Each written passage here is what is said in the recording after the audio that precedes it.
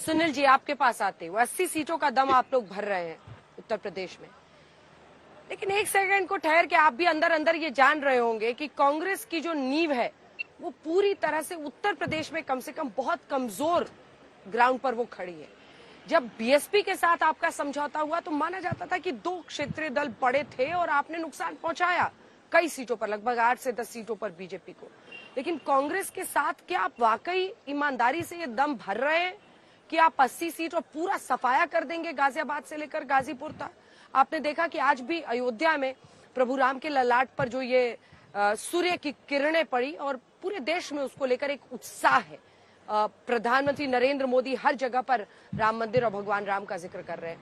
मतलब थोड़ा ठीक ठीक लगाना पड़ेगा आप लोगों को भी, या फिर चूंकि चुनाव है तो आप लोग ये सब कह रहे हैं? सुनील जी। देखिए अंजना जी, आज के पावन रामनवमी, तो आपके कार्यक्रम के माध्यम से जितने भी दर्शक करोड़ों लोग देख रहे हैं हम सबको उसकी बधाई देंगे और हम भगवान प्रभु राम से प्रार्थना करेंगे कि उनकी कृपा सब पर बनी रहे, हम पर, आप पर, कांग्रेस पर और भाजपा पर, और भाजपा को कुछ सुदबुद्धि दे। क्योंकि मैं ये कह सकता हूं कि माननीय प्रधानमंत्री जी से लेकर के पूरी भारतीय जनता पार्टी फिर एक बार भगवान राम के पीछे खड़े होने की कोशिश कर रही है। वो कोशिश क्यों कर रही है? क्योंकि देश में जनता के सामने बताने के लिए अपना कुछ नहीं है। आपने 14 में जो महंगाई के खिलाफ बोला था, बेरोजगारी के खिलाफ बोला था, रुपए डॉलर के बराबर हो जाएगा, सीमाएं सुरक्षित हो जाएंगी, बेटियां पढ़ेंगी लिखेंगी, तरक्की करेंगी, उन पर आप बात नहीं कर पा रहे हैं। मैं भी भाजपा के प्रवक्ता को सुन रहा था, वो कह रहे थे टूटी साइकिल। अरे ये सब जानते हैं कितनी भी कमजोर साइकिल होगी, लेकिन जब कमल के फूल पर चढ़ेगी तो एक एक पत्ता बिखर जाएगा और कुछ तो पिचक जाएगा। तो आप पर्सनल मत होइए, आप बात करिए चुनावी बॉन्ड पर। आज का जो मुद्दा है, देखिए देश, ये बात तो अंजना जी जानता था कि ये भारत दुनिया की सबसे बड़ी पार्टी है जो सबसे ज्यादा झूठ बोलती है, लेकिन चुनावी बॉन्ड के बाद देश ये भी जान गया है कि ये देश की सबसे भ्रष्ट पार्टी भी है। आप बताइए, चुनावी बॉन्ड में मैं उसको 3 कैटेगरी में बांटता हूं। एक तो चंदा है, एक कमीशन है और एक रंगदारी है। अब आप कहेंगे रंगदारी क्या है?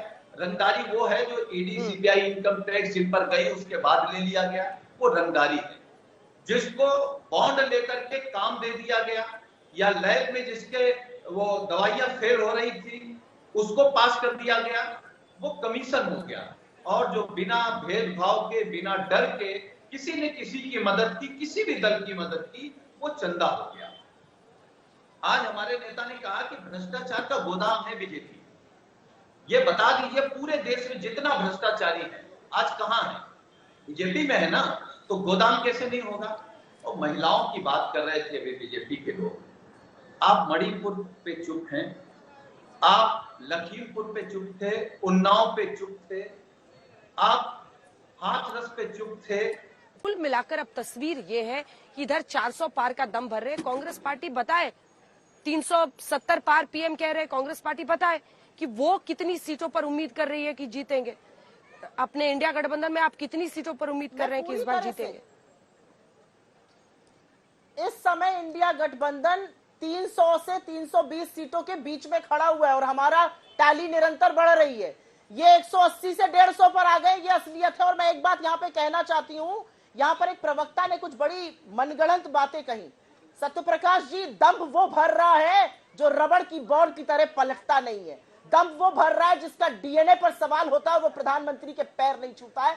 आप लोगों को तो बिहार की अस्मिता का ही सवाल, अस्मिता का ही ख्याल नहीं रहा, तो आप किस मुंह से बोलते हैं दम भरने की बात? असलियत यह है, देश की जनता ने तय कर लिया है। ट्रेलर देख लिया, बता रहा हूँ आपके शो के बारे में मैं ज्यादा जान गया हूँ।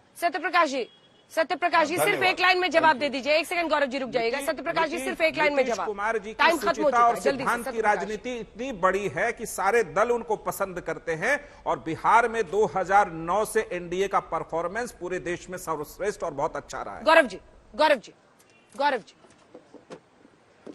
धन्यवाद। देखिए, आज अखिलेश यादव ने जब ये बोला कि झूठ और लूट की राजनीति, तो एकदम से अखिलेश यादव का चेहरा जनता के सामने आ गया। सचर कमेटी की रिपोर्ट लागू करेंगे, ये इनका मैनिफेस्टो कहता था 2012 में, और लागू ही नहीं किया, जबकि ये यूपीए का हिस्सा रहा। ये हुआ झूठ